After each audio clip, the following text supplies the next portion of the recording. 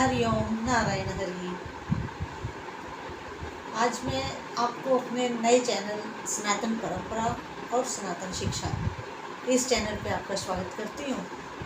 और आपके वही जो मेरा दूसरा चैनल है मैत्री टैरो रीडिंग, जैसा कि मैं हर बार उसमें कहती हूँ, आप स्वस्थ रहें, व्यस्त रहें, मस्त रहें। स्वस्थ होंगे तो ऑटोमेटिकली व्यस्त होंगे, स्वस्थ होंगे तो ऑटोमेटिकली व्यस्त भी रहेंगे और मस्त भी रहेंगे। और जब हम मस्त होते हैं ना तो फिर ज़्यादा व्यस्तता भी हमें अच्छी लगती है। तो खैर, ये जो मेरा सनातन परंपरा और सनातन शिक्षा वाला ये चैनल है जिसमें मैं इस समय आपके सामने उपस्थित हूँ, तो ये चैनल मैं सनातन परंपराओं और सनातन शिक्षाओं को लेकर ही आगे बढ़ाना चाहती हूँ। लेकिन इसमें मैं आप सब लोगों का सहयोग चाहती हूँ, क्योंकि बिना आपके सहयोग के तो ये चैनल आगे नहीं बढ़ सकता है ना। तो इसमें हम सनातन कहानियाँ सारी अपने जो हमारे सनातन का जो एक पूरा नियम है, ढर्रा है, या जो एक ढांचा है सनातन धर्म का, उसकी मैं अपनी इस तोतली सी छोटी सी वाणी से प्रयास करूँगी, क्योंकि विषय बहुत विस्तृत है। हो सकता है मेरी उतनी बुद्धि विकसित ना हो और विस्तृत भी ना हो, तो इसलिए मैं आप लोगों के सहयोग को चाहते हुए, अगर आपको मेरे उसमें कुछ कमी लगे तो आप हमें बताएं, हम उसमें सुधार करेंगे चैनल में। और हम इस अपने सनातन परंपरा और सनातन शिक्षा जो ये चैनल है, इसको मैं आपके सहयोग से आगे बढ़ाना चाहती हूँ, ताकि हम अपने सनातन धर्म की परंपराओं का और शिक्षाओं का अधिक से अधिक विस्तार कर सकें, प्रचार कर सकें। क्योंकि मैं शहर शहर तो जा कर के प्रवचन नहीं कर सकती हूँ अपनी अस्वस्थता की वजह से, तो आप लोग मुझे यहीं पर सहयोग दें, ताकि हमारी सनातन परंपरा और सनातन शिक्षा दूर दूर तक विस्तार पाए। तो मैं तो अपना एक छोटा सा प्रयास करने जा रही हूँ।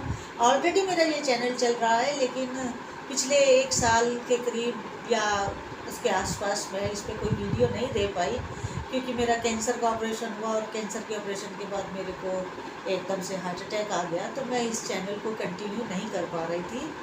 अब मैं प्रयास कर रही हूँ कि मैं इस चैनल को कंटिन्यू करूँ और इसके ऊपर ज़रूर आपके लिए एक वीडियो लेकर आऊँ, ताकि हम अपनी इन परंपराओं को, अपने सनातन मूल्यों को स्थापित रख सकें और अपनी इस सारी धरोहर को अपने आने वाली आगे पीढ़ियों को भी दे सकें, ताकि हमारा भी अपने इस सनातन धर्म में एक छोटा सा जल का लोटा इस सागर में अर्पित हो जाए और हमारे भी कुछ कर्मों का बोझ कम हो और हम अपने धर्म की राह पे श्रद्धा, विश्वास और आस्था के साथ चलें। क्योंकि आप देखिए, हमारी आस्था, हमारी श्रद्धा, ये हमारी निजी है। हमारी जब श्रद्धा टूट जाएगी ना तो हम टूट जाएंगे, क्योंकि श्रद्धा मेरी निजी पूंजी है, आपकी निजी पूंजी है। तो इसलिए अपनी श्रद्धा के ऊपर कोई कुठाराघात मत होने दीजिए, कभी मत होने दीजिए, क्योंकि यही हमारी पूंजी है, यही हमारा एक, समझ लीजिए कि हमारा धर्म ही हमारी रीढ़ की हड्डी है। क्योंकि हम अगर खड़े हैं तो शरीर जैसे रीढ़ की हड्डी पे खड़ा है, तो बाकी हमारा जीवन जो है और जीवन की जो गति है वो हमारे धर्म पर खड़ी है, और धर्म हमारे जीवन की रीढ़ की हड्डी है। और अगर हम अपनी रक्षा करना चाहते हैं तो हमें अपने धर्म की रक्षा करनी होगी, क्योंकि वो कहते हैं ना कि धर्म ही हमारी रक्षा करता है, धर्म से रक्षति रक्षता। तो हमारा धर्म ही हमारी रक्षा करेगा, और हमें नतमस्तक होकर के श्रद्धा, आस्था और पूर्ण विश्वास के साथ अपने धर्म का पालन करना चाहिए।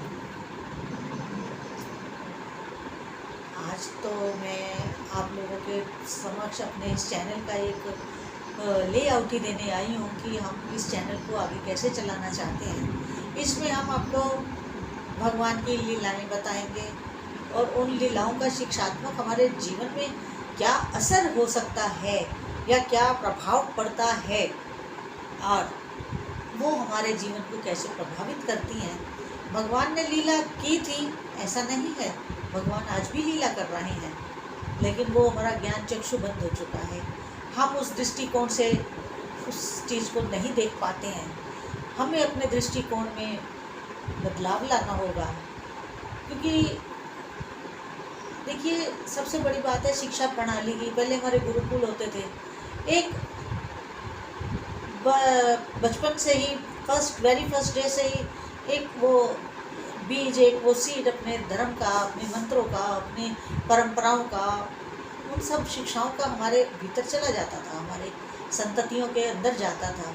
लेकिन महाभारत युद्ध के बाद और उस महाभारत युद्ध के बाद और उसके आगे जब कलयुग की शुरुआत हुई और उसके बाद विदेशियों के आक्रमण हमारे पे होने शुरू हुए, विधर्मियों के, तो फिर हम लोग अपने राह से भटकते चले गए। कई महीनों तक हमारे गुरुकुल जलाए गए, हमारी उस समय के विश्वविद्यालय जलाए गए। उससे हमारी काफ़ी धरोहर को नुकसान हुआ और जो हमारी एक गुरु शिष्य परंपरा थी वो भी ध्वस्त हो गई। और एक देखिए, अध्यात्म को विकसित होने के लिए माहौल चाहिए, वैसा वातावरण चाहिए। वो आज तो खैर बिल्कुल ही नहीं है, क्योंकि सरकारी व्यवस्थाएं भी उसी तरह की हैं। उस समय महात्माओं को राज आश्रय प्राप्त था। संत महात्मा, सन्यासी, साधु, ऋषि मुनि, ये सब लोग अपना निश्चिंत होकर के भजन करते थे जंगलों में बैठ करके। उन्हें मालूम था कि जब भी उन्हें ज़रूरत होगी तो राजा की तरफ से उन्हें पूरी सहायता प्राप्त होगी। और मैं आपको बताऊं कि उस समय जो न्याय व्यवस्था थी वो सन्यासियों के हाथ में थी। न्याय व्यवस्था, क्योंकि राजा से ऊंचा स्थान गुरु को प्राप्त था और जो उस राज्य के गुरु होते थे वही वहाँ के न्यायाधीश भी होते थे। और जब भी कहीं कोई न्याय की व्यवस्था देनी होती थी तो राजा अपने गुरु को ही बुलाते थे और बड़े मान सम्मान आदर के साथ उनको अपने से ऊंचे सिंहासन पर स्थान देते थे, ताकि न्याय अच्छे ढंग से हो सके। क्योंकि सन्यासी का स्थान सर्वोपरि है। महाभारत में भगवान कृष्ण ने भी संत महात्माओं के चरण धोने की ही सेवा ली थी। कितना महत्व है हमारे सनातन धर्म में संत महात्माओं का। लेकिन आज क्या है? आज तो ऐसा कुछ है ही नहीं। क्योंकि जो एक राज आश्रय प्राप्त था वो धीरे धीरे हमारा समाप्त हो गया। गुरुकुल खत्म हो गए, राज व्यवस्था चली गई, अब लोकतंत्र आ गया, लोकशाही आ गई। तो इससे हमारे एक सनातन धर्म को काफ़ी नुकसान पहुंचा है। लेकिन फिर भी मैं बात ये कहूँगी, वो तो जो व्यवस्थाएं हैं वो अपनी जगह हैं और वो जैसा समय होता है वैसे ही चलना पड़ता है। जैसे देश का कानून होता है उसी के अकॉर्डिंगली चलना पड़ता है और चलना भी चाहिए। सबको कानून का पालन करना चाहिए। लेकिन मैंने अभी थोड़ी देर पहले कहा कि हमारी श्रद्धा हमारी अपनी आंतरिक वस्तु है। श्रद्धा और आस्था विश्वास हमारा अपना आंतरिक है, जिसे हमेशा हमें सदैव बनाए रखना चाहिए। और अपने गुरुजनों का, अपने से बड़ों का, महात्माओं का, ऋषियों का, साधु संतों का, सबका पूरा मान सम्मान करना चाहिए। क्योंकि अगर हम अपने मन में उनके प्रति श्रद्धा नहीं रखेंगे ना तो हम स्वयं गिरेंगे। वो सामने वाले को कुछ फर्क नहीं पड़ेगा, महात्मा को कोई फर्क नहीं पड़ेगा, लेकिन हम अपने कर्म से गिर जाएंगे। तो आप कृपया इस चीज़ का ध्यान रखें। इसी तरह मैं आगे इस चैनल में जो है कि हमारी धार्मिक शिक्षाएं जो हैं और जो हमारी परंपराएं हैं और जो सनातन से जुड़ी हुई भगवान की कथा लीला है, उन सब का वर्णन करना चाहूँगी और आपका सहयोग भी चाहूँगी कि आप पूर्ण सहयोग दें। तो आज मैं यहीं अपनी वाणी को विश्राम देती हूँ। आशा करती हूँ कि आप मेरा सहयोग करेंगे और इस सहयोग के साथ हम अपने इस चैनल को और अपनी इस सनातन परंपरा को अधिक से अधिक आगे बढ़ा पाएंगे। हरि ओम, नारायण हरि।